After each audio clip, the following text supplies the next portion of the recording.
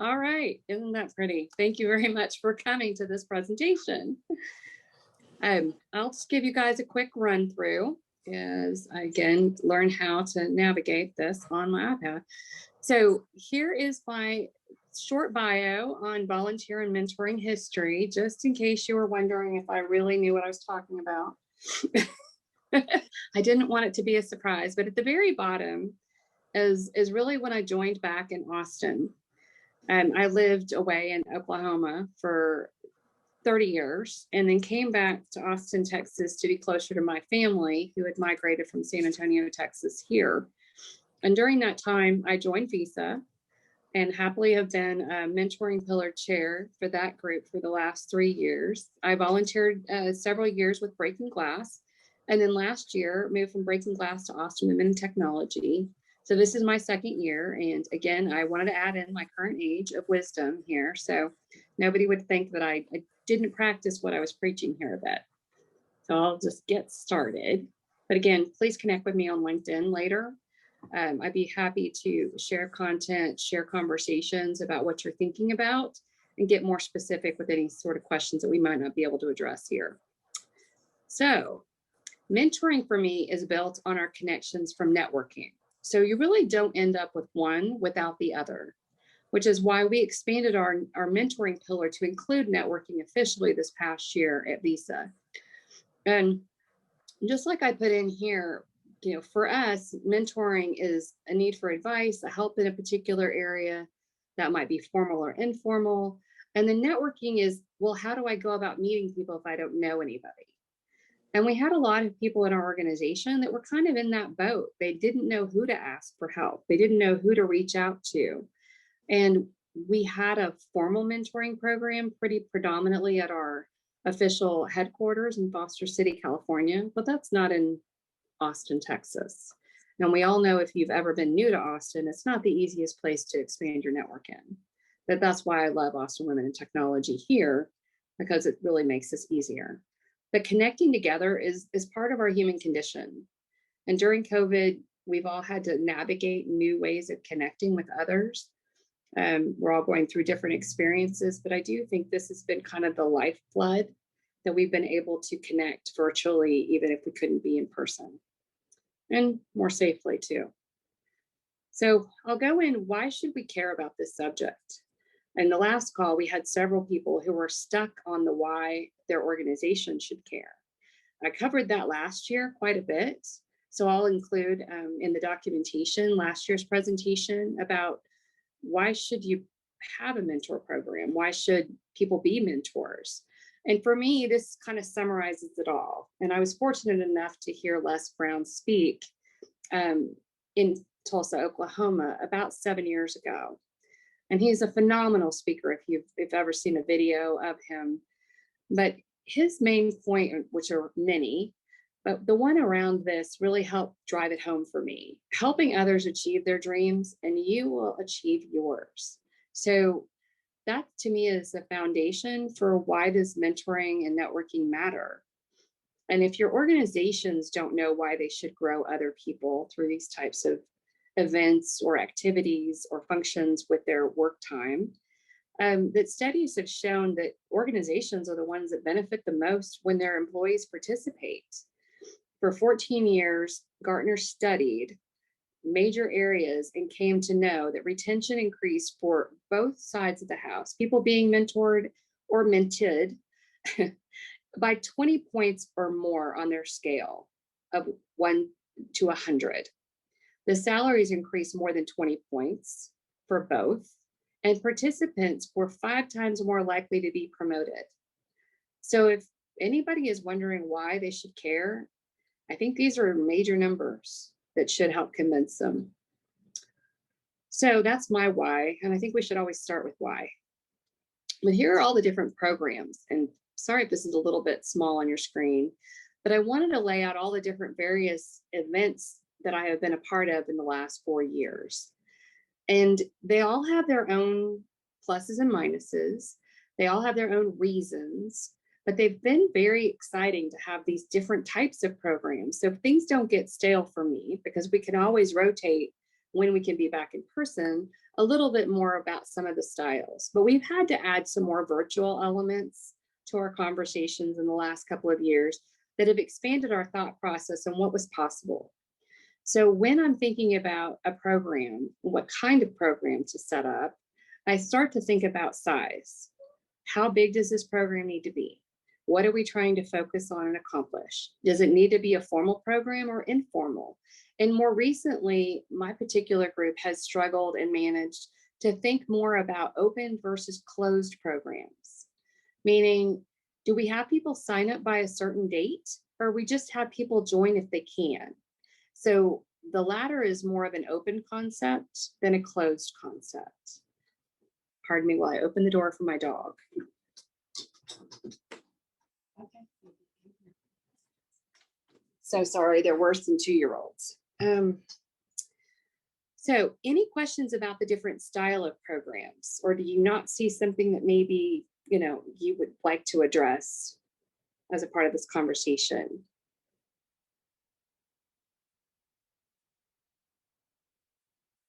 Okay, I'm going to keep going. We'll have a formal Q&A at the end. So creating programs, we call them playbooks. Everybody calls them a little bit different, but if you hear the term playbook, this might be what they're thinking of. So a program should address these major areas. And I kind of say we're going back to middle school when we were composing letters. Second dog, just 1 second. Goodness, come like this now. Again, second little dog, last little dog, pardon me. Programs should address the who, the what, the where, the when, the why, the how. We've all kind of know those in our head. They've been a jingle that we've been listening to for quite a while. But if you lay out those elements with really anything you're addressing, you're going to make sure you're not gapping or missing something. The why, I probably should just put a little blow up asterisk around it. The why is super important for people to understand. Their why may be different to you. I have my why. I do certain things. Other people have theirs. But the why does this program need to exist? The what is it trying to help you with? Who all should be involved? Those things are really important to any program that you want to build. So outlining those at first will really help give you a structure to the organization in which you want to navigate through as you're explaining to other people, what is this program about? Including all of these areas is really important. But there's a few other keys that I think also come into practice.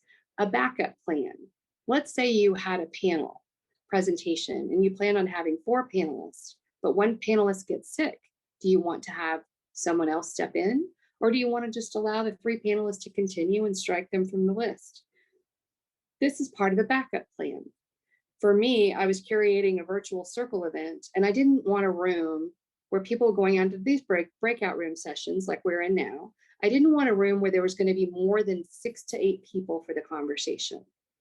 I wanted it to be fairly narrow in focus and very intentionally. So what did that mean for me since I was running an open program? It meant I had to have backup moderators for my rooms.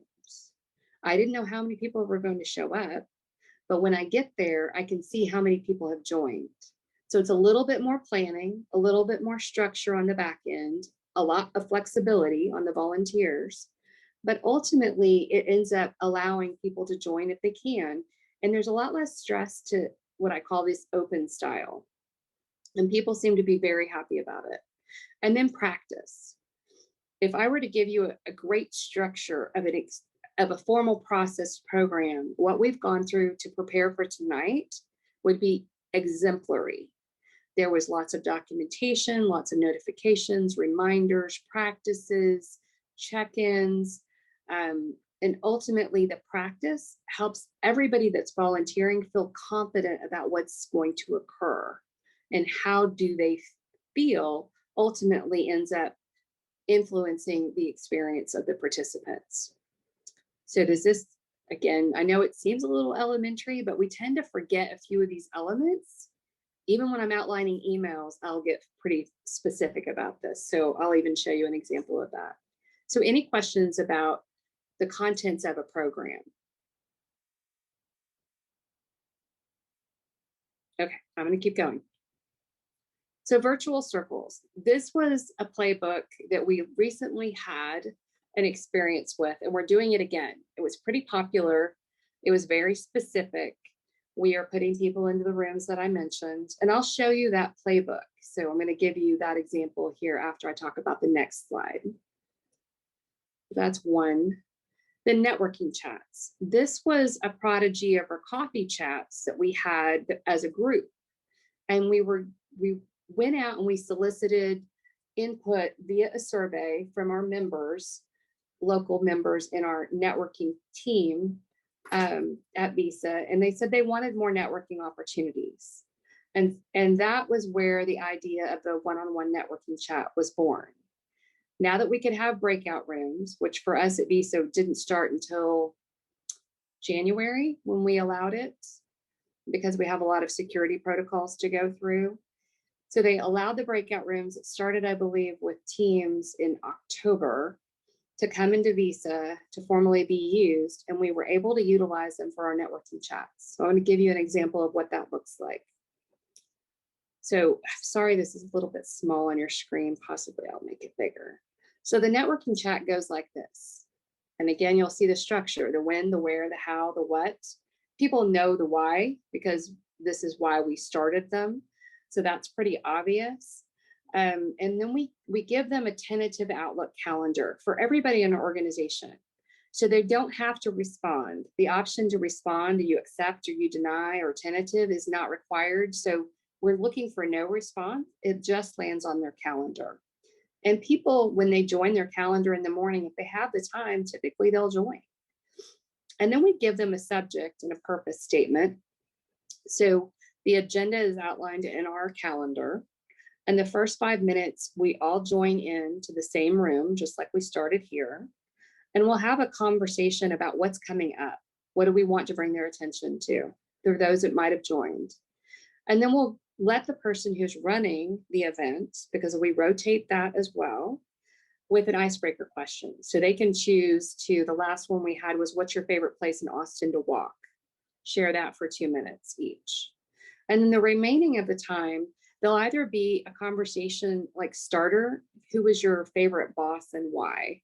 Or people can just have a conversation about whatever they're interested in, and maybe see if it leads to a secondary conversation about some more specific advice, or even another networking event that's curated by the connection. So we always say, please walk out of there with at least 2 more connections if you're looking for something specific. But maybe it was just getting to know another coworker better that you've never met before. And now you've had an opportunity to spend some time with a virtual stranger and get to know them better. And this has helped us all feel better. So that's how we manage to rotate this between a group coffee chat that's sometimes curated, sometimes not, with different questions and conversations and polls or games, to this more individualized chat. And we don't end the room. When we push them out to their room, they can get off the chat whenever they feel like it. We don't pull them back in at the end. We don't decide when the conversation's over. So that's part of the freedom of these meetings. We know that if people aren't comfortable or don't want to stay there longer than 25 minutes, they have an out. They can leave for another meeting, whatever it is. If they want to continue the conversation and the time is available, then they can continue. We're finding that this works really well. So that's more of an informal. So now I'm going to jump back to, sorry to take you in and around, but I'm going to take you back to another PowerPoint that's on my virtual event that we had. So here, so watching me do this so quickly, getting better. All right, so here is our virtual circle. And I'll just show you the playbook that we had. Again, a little bit small to look at. So we had our committee. We decided who was on the committee. We put it on the calendar. About a month before, our playbook has that we will decide what the topic and the date's going to be. This is what our committee decided, the brighter side of quarantine. And then about 2 weeks before, we start with the draft of the event information. We decide on the number of rooms minimum that we want to have. And that in turn decides the number of monitors we have to have, and then the maximum number of moderators. We're not going to ask volunteers more than 6 or 7 to participate. This is part of that open or closed conversation I was having. So this is really kind of new for us, but we wanted to allow people to be flexible about being in our events or not. And about 1 week before, we went through what we called our moderator training, similar to what the moderators today went through with Austin Women in Technology. And we ran them through a practice run. We practiced going in and out of our breakout rooms so they would know what to look for. We showed them where the timers were when they were in the event and what they would see. And then during the events, I was the particular organizer for this one event. The next event, I'm having another organizer do it. And in Teams, it works a little differently than Zoom. And this is why practice is really important. You don't want technology to keep people from being active. That would be horrible. And then the organizer is to start the breakout rooms. And this is how it went. And then we had a post survey for that event. Any questions so far? I want to make sure I haven't lost you guys. Are you still here? Yeah, I had a question. On your survey, how did you decide what questions to ask? Yes, so our leadership has some kind of standard questions that they ask about the event itself. And then we build in a few specific event questions, meaning, did the event live up to what you were expecting? Was it what you thought it was going to be? Yes or no. Did you see a benefit in this event? How would you improve the event? And we do that through MS Teams forms, which are pretty easy to manage. And people can change the questions actually even after the link's been sent out, which I love. So you can adjust it if you find something that was wrong with it, or you wanted to moderate the questions and maybe 2 people had answered, but 10 people hadn't yet. Does that help? And do you keep that in the Microsoft family? You just do that through a form so it's easier to aggregate your data on the back end? Yes, we've had a lot of different softwares for different survey tools. We have one that's very expensive that our HR uses for our annuals, but I think we get about 4 surveys out of that a year. SurveyMonkey, again, can tend to be not as safe as you can imagine a payments organization would want to be. But we've had SurveyMonkey in the past, but now that we have Teams and it's part of the suite that we already pay for and it's already secured, that's just where we've kind of driven it. And really, it's very easy to create a survey in there. Real easy. Thank you. Sure. But I will stress the importance of surveys. You need metrics. When you do any event, you need metrics. That will help curate the conversation about why was this important and what was the value to the participants. And the number of participants isn't as important to me as it is the quality of what was received by the participants. But ultimately, you want to have traction when you go back and say, we touched this many people this year by this many events. And when the employee surveys go out, which should exist, and I know this past year we didn't even do our own because we had so much messaging going on about workplace and managing your family and different areas. Right now we have a lot going out about India and the support we're trying to provide for families that are there. So they just kind of put a kibosh on it for this past year, but I've convinced them internally at Visa to add did you have a formal or informal mentor in the past year? And if so, then they give it another score. Because ultimately we need to prove out the metrics in which have been proven before, but within our organization. So if anything's important, it's worth measuring, I think, is the way that conversation kind of goes. And I think this is really important stuff. So any more questions about that? Yeah, Yes. you Go might have ahead. mentioned this and I missed it. What is the timing of this? Do you do it like at the very end of the meeting? You do it same day? Do you do it next day? What is the timing of when you get surveys so you can get a decent response? Yeah, I think events, the surveys for an event should go out within 2 days. You don't want people to forget their experience. You could always do a pulse survey sometimes during the event at the end. In smaller ones, sometimes I'll do that where I'll just send out a small survey, just polling people like at the end of this particular event. You can see at the bottom, upon regroup, organizer will go to the room names in order and ask for a summary poll of the event concerning upcoming WIT event. So what I did there was I polled the people that were in this event if they knew about the next event as a way to kind of market the next event coming up. You know, are you aware of this event? What that does for us is it lets us know if we are messaging in the place where people are expecting to look for something, or if we are missing them altogether and they just don't know about it. Well, then where are we going wrong with our internal marketing, with our internal conversations? So that's a pulse poll, but an actual post event, I can put together some of those kind of base questions that we've used, and in being consistent about those, I think is important, so that as you get information back, you're kind of looking at the question consistently, and the people are kind of answering things consistently as well. They get used to it. But you really want their evaluation of that particular event just based on the same frame.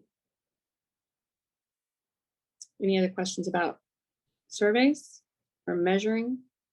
Yeah, just curious how over the last 2 years or so, besides the obvious, how your metrics have changed. So participation has gone up because people can be there easily.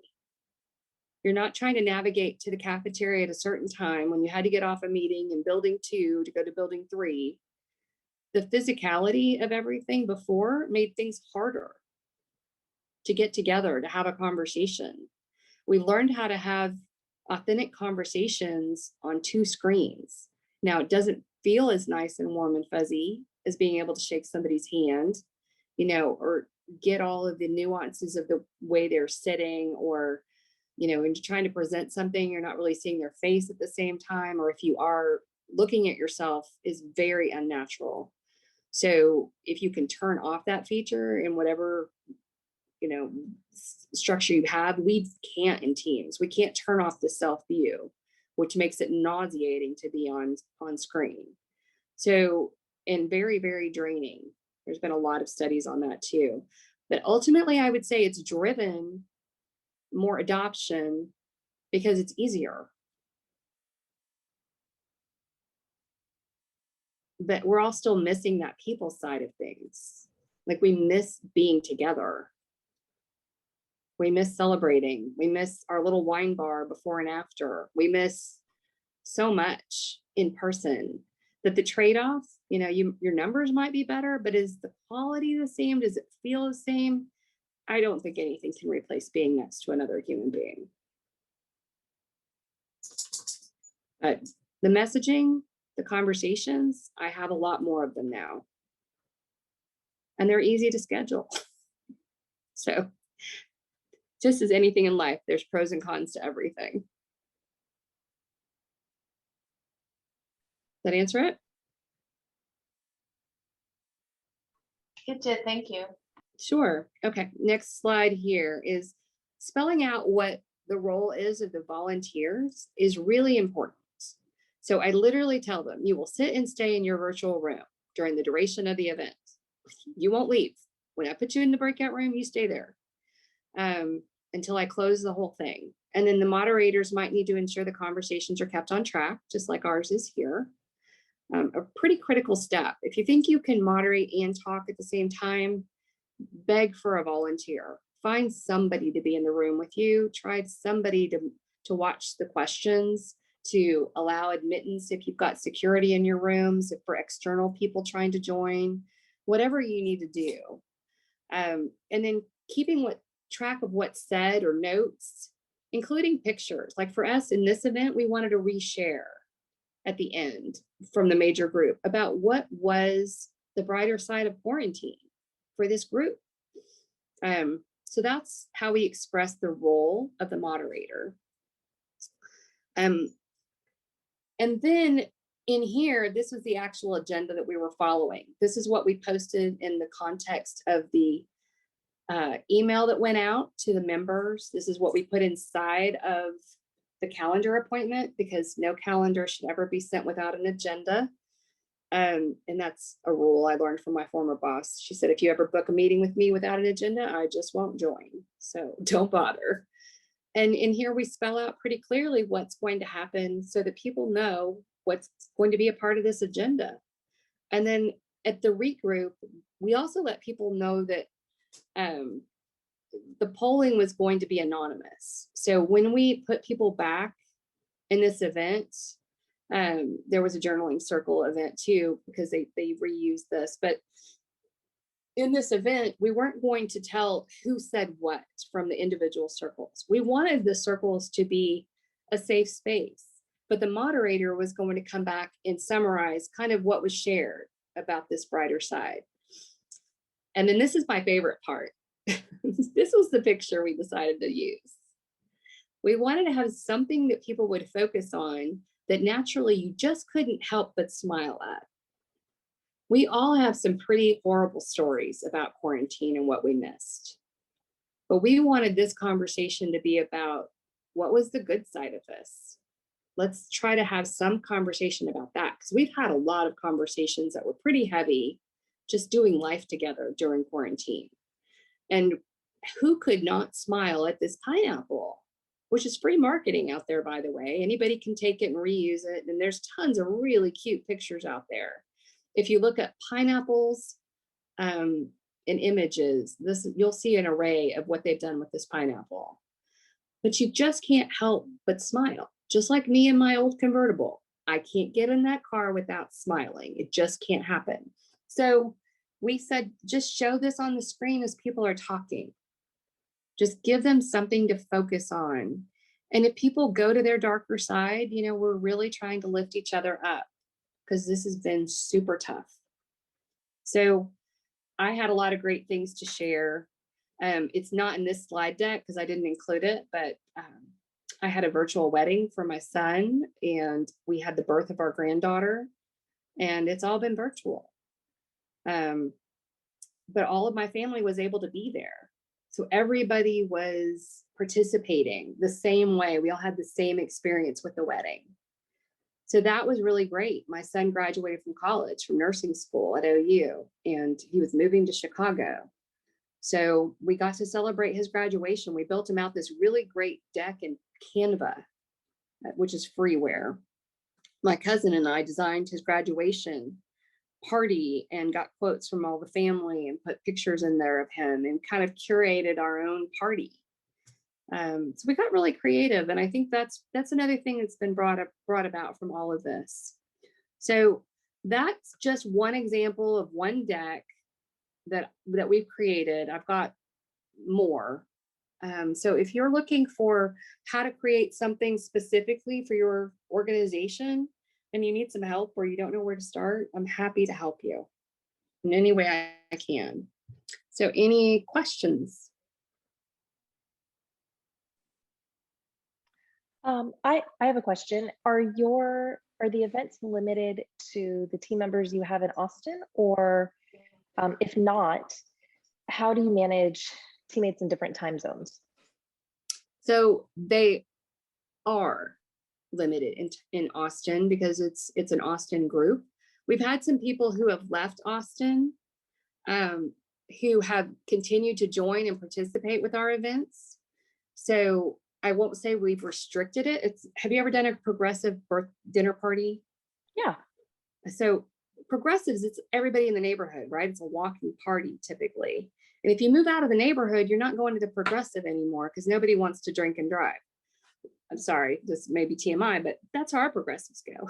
So we tend to say, if you want to come over and stay, you can come back to the party, but it's really for the people that are there locally. So that makes it a lot easier for us. I've been on panels. I've been in different environments where it was more global in structure. And that tends to just be maybe offered twice, which is how I've handled my global events for my prior company. I would do them in the morning and I would do them in the evening. And I would try to do it about 9 to 10 o'clock for Singapore, or early in the morning for Singapore, and my 9 o'clock would be for other time zones. So that's where the flexibility is. Sometimes you have to do it again with a different audience, or you might have some participants that are willing to do it both time zones with you. Cool.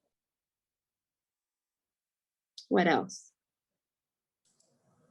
What do you think of the different formats that you showed on your little honeycomb diagram earlier? What are the pros and cons of those types of programs? I'm asking very specifically because we recently did a survey for AWT, and more mentoring it was just one of those things that came up over and over. And so we're like, okay, we're gonna take this event and then kind of make it something more formal. So what would you say are the pluses and minuses of each of these? Sure. So if I'm going to focus mostly on the mentoring side, speed mentoring here, this was more in person. This was like a speed dating event, and it's a blast to do. And it takes a little bit of curating. It really does, to kind of make sure that the mentors know where to be and how the mentees are going to move around.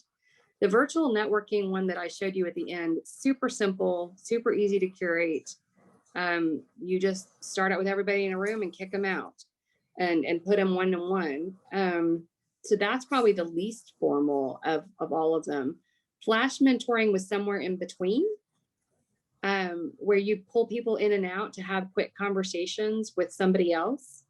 Depending upon your environment and your system, you may have to move them around so they don't end up in the same place again.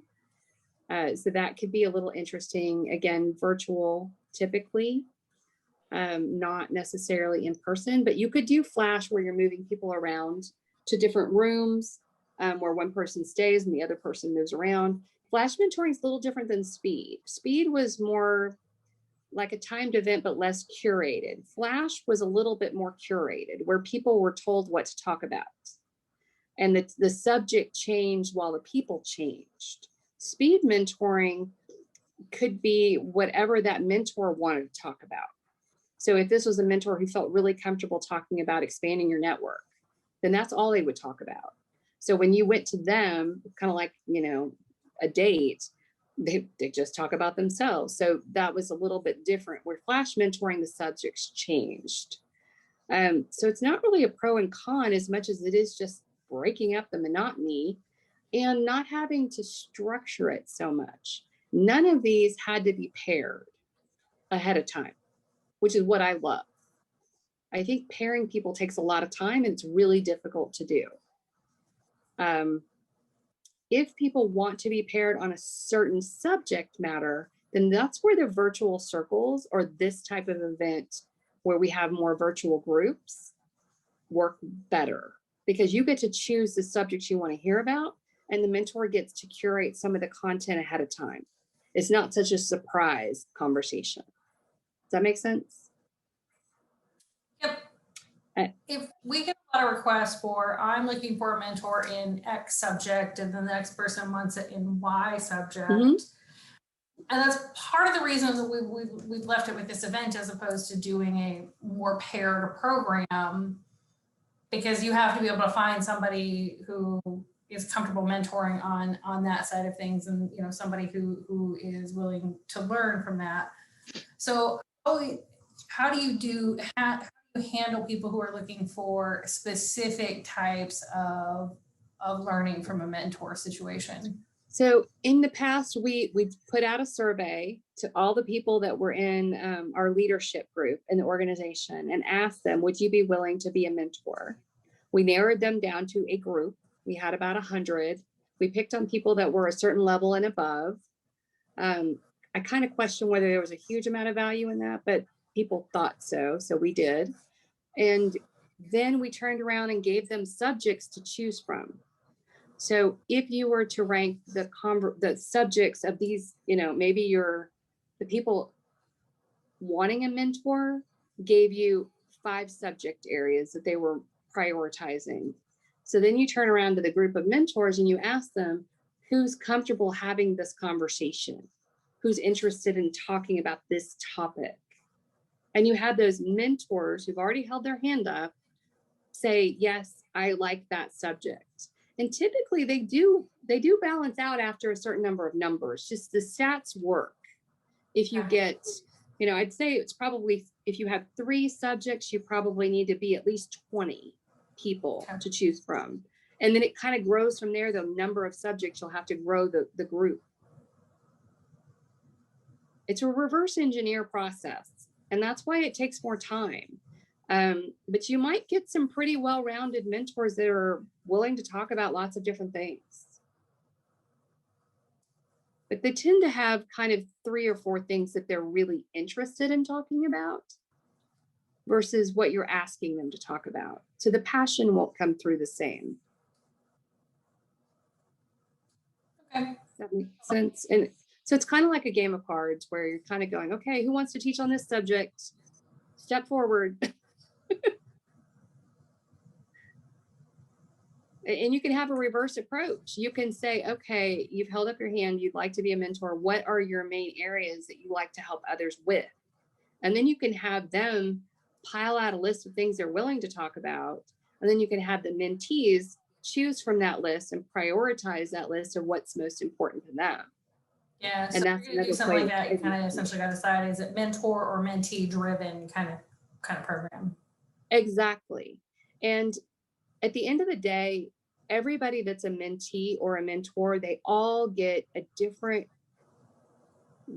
satisfaction out of it. And most of the mentors I've ever had be a part of any of my programs have said, I've learned just as much as a mentee did.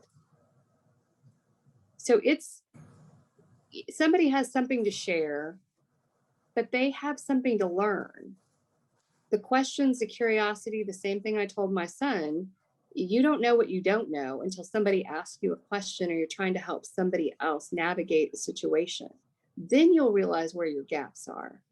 They'll become more obvious through others. And I do think the same thing happens to our leaders. They need to hear the questions our employees have. And this is a dynamic way for them to do it. Ironically, our women in technology team has a lot of men in leadership positions that participate because they want to hear what this group has to say. And believe me, they're pretty smart in participating because the numbers of their reviews are much higher than the people who don't participate because they are attuned to women's needs and to what they're questioning and what they're asking for, way more so than the male counterpart who doesn't participate at all. So the next time you have an opportunity to encourage one of your male leaders to go to the Texas Women's Conference, since it's virtual now and not crazy to get a seat on, they just opened it and the tickets are reasonable. I paid for my last ticket the last 2 years because I just don't want to miss it. And organizationally, they used to pay for it, but we just didn't have the money. And now they're talking about it again for being sponsored by a group that's willing to pay for it. We've gone through 40 whole minutes already. We have like 45 seconds left. Yay! Well, like I said, reach to me in LinkedIn. Friday afternoons, I'm happy to talk about your programs anytime. So set up a meeting. Last year, I mentored someone about 3 or 4 times, and they literally came through, built a hackathon, built an entire mentoring structure in North America where they had it in 2 other countries. And one of their leaders is actually speaking tonight. So I'm really proud of what people in your situation can turn around and be creative to do in your organizations. And I'm really happy to help. So thank you for listening. Thank you for participating.